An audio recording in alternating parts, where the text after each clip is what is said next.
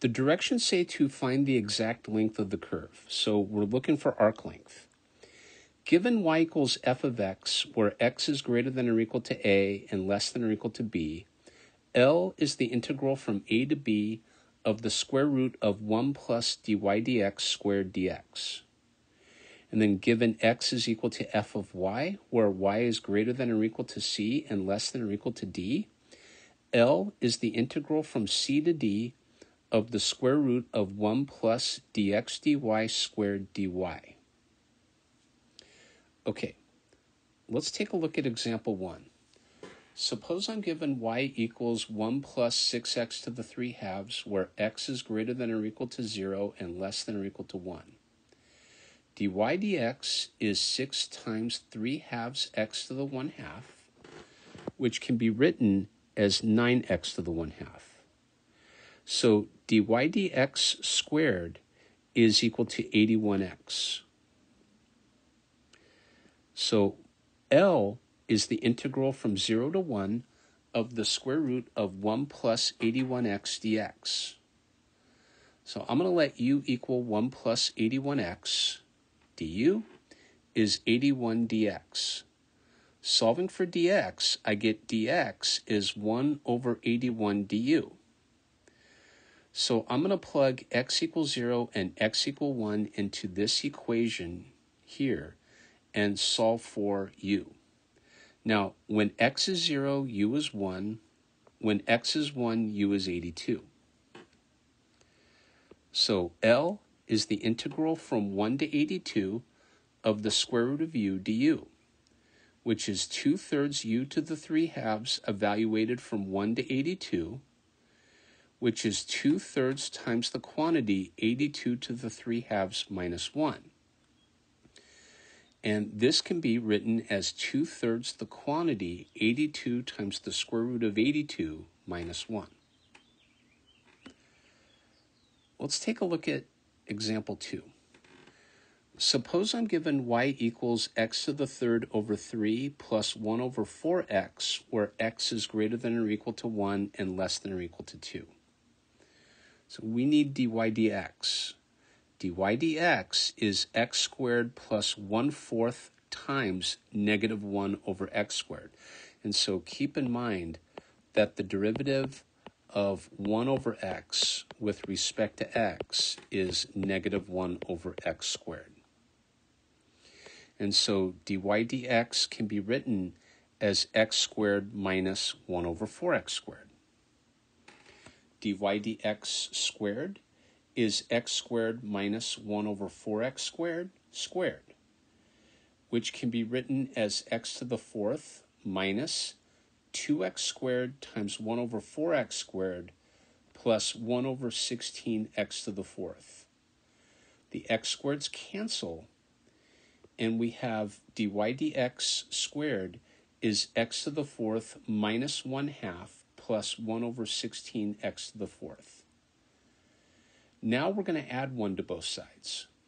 So 1 plus dy dx squared is 1 plus x to the 4th minus 1/2 plus 1 over 16x to the 4th.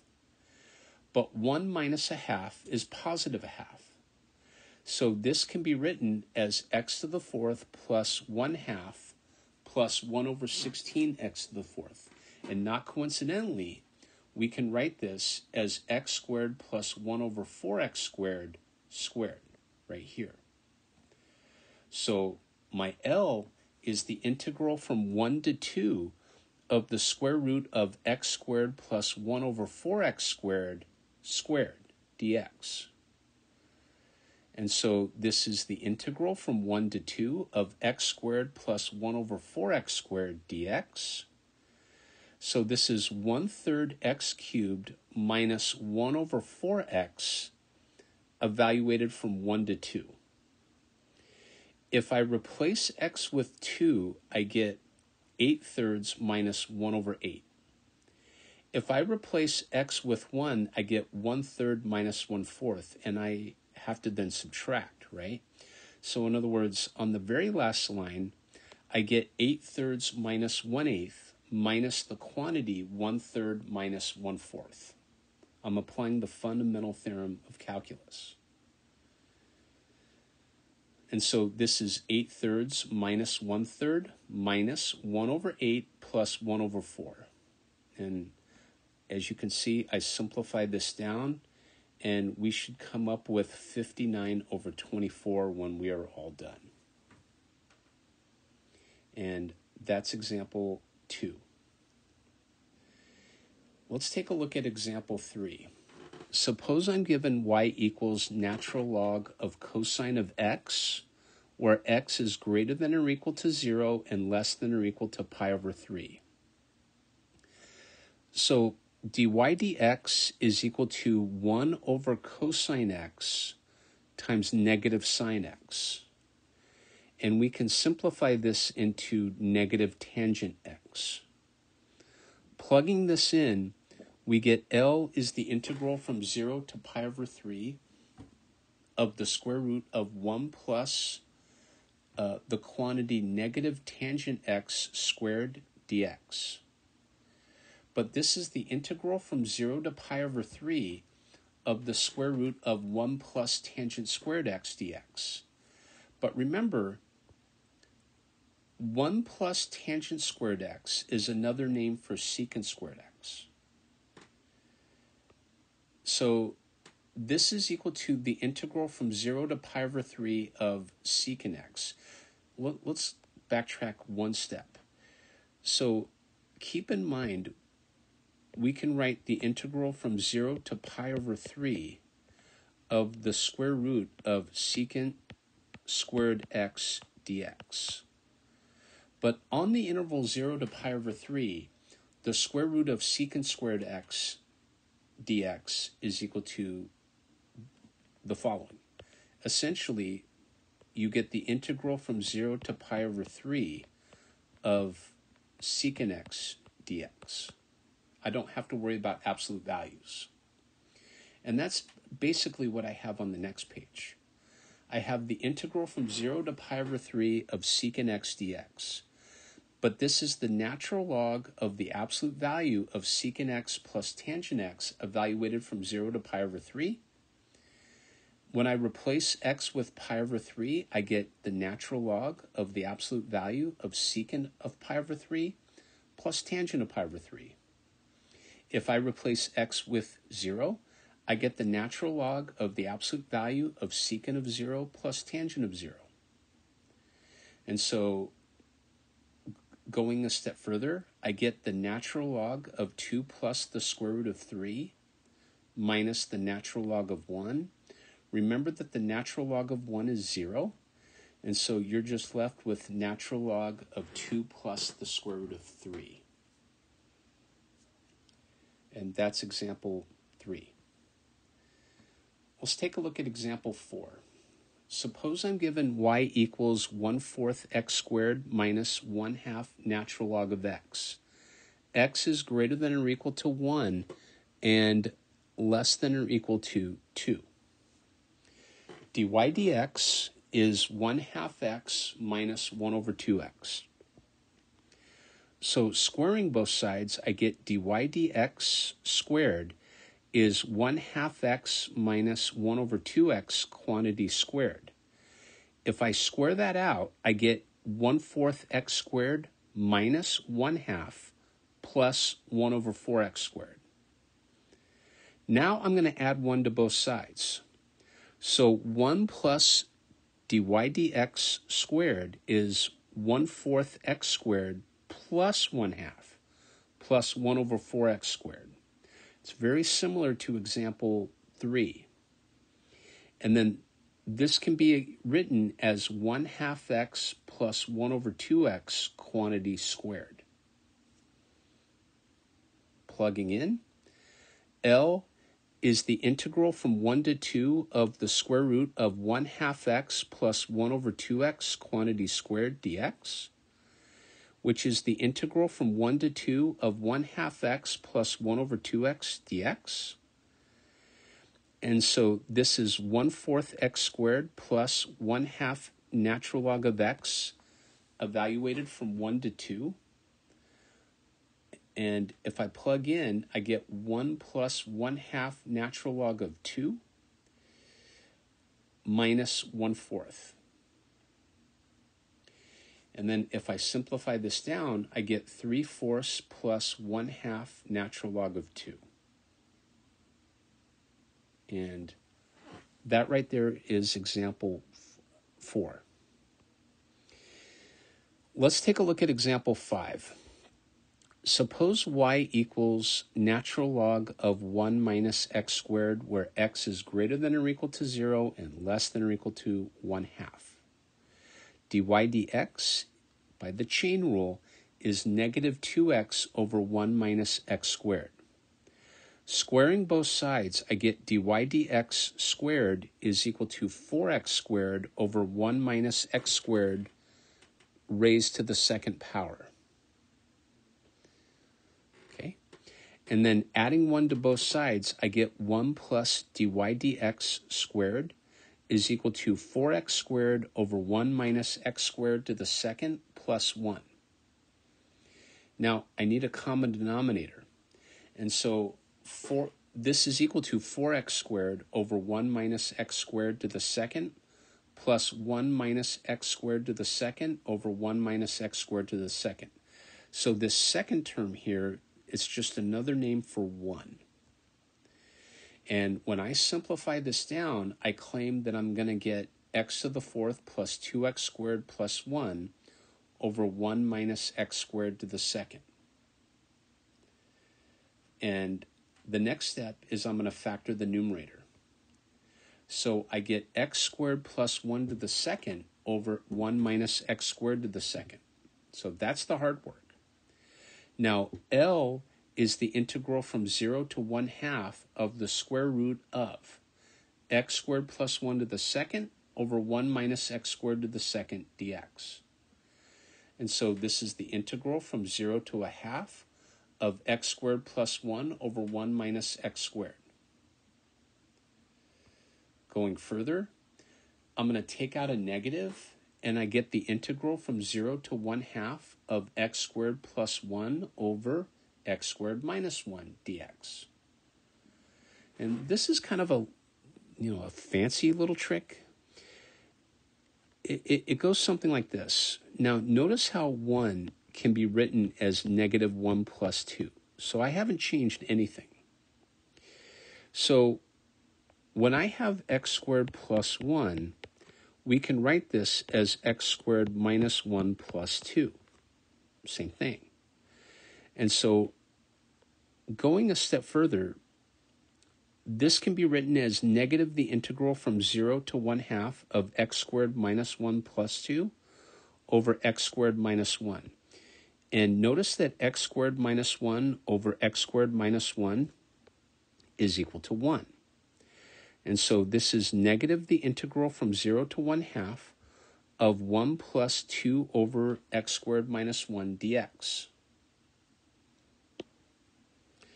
Now, I claim this can be written as follows. This is negative the integral from 0 to 1/2 of 1 minus 1 over x plus 1 plus 1 over x minus 1 dx. So that's just a partial fraction decomposition that I did there. And so this is negative the quantity x minus natural log of the absolute value of x plus 1 plus the natural log of the absolute value of x minus 1, evaluated from 0 to 1/2. Plugging in, I get negative 1/2 plus natural log of 3/2 minus natural log of 1/2. Going a little further, I get negative 1/2 plus the natural log of 3. And that's how you do example 5. One last type of problem I want to address with you, and this is on example 6. We'll call it example 6. Suppose I give you the following. Suppose I give you x equals y to the 4th over 8 plus 1 over 4y squared. And this is where y is less than or equal to 2 and greater than or equal to 1. And so we can write this as y to the 4th over 8 plus 1/4 y to the negative 2. So dx dy this time is 1/2 y cubed minus 1/2 y raised to the negative 3. Okay. And now from here, I want to square both sides. So dx dy squared is equal to, now I'm going to have 1/2 y to the 3rd minus 1/2 y to the negative 3 squared. So this is 1/4 y to the 6 minus 1/2 plus 1/4 y to the negative 6. Okay? And so 1 plus dx dy squared is 1/4 y to the 6 plus 1/2 plus 1/4 y to the negative 6. And this is perfect because it's a perfect square, right? So we can write this as 1/2 y to the 3rd plus 1/2 y to the negative 3 raised to the 2nd. Now I'm ready for the arc length. So my L is the integral from 1 to 2 of the square root of, and we get 1/2 y cubed plus 1/2 y to the negative 3 raised to the 2nd dy. So this is the integral from 1 to 2 of 1/2 y cubed plus 1/2 y to the negative 3 dy, like so. And so this is 1/8 y to the 4th. And then if I add 1 to negative 3, I get negative 2. And then divided by negative 2, if we put that together, we should get minus 1/4 y to the negative 2, right? And we're going to evaluate this from 1 up to 2. So same idea, except this time it was a dx dy that we found, if you notice. If I replace y with 2, I should get 1/8 times 2 to the 4th minus 1/4. If you don't mind, remember y to the negative 2 is 1 over y squared. So I'm going to multiply this by 4. And then I'm going to go minus, and I'm going to go 1/8 minus 1/4. Just like that. 2 to the 4th is 16. 16 divided by 8 is 2. So this is 2 minus 1/16 minus 1/8 minus 1/4. And we're going to go with a common denominator of 16 here. So we'll put a 16 there. 16 times 2 is 32, right? Minus 1.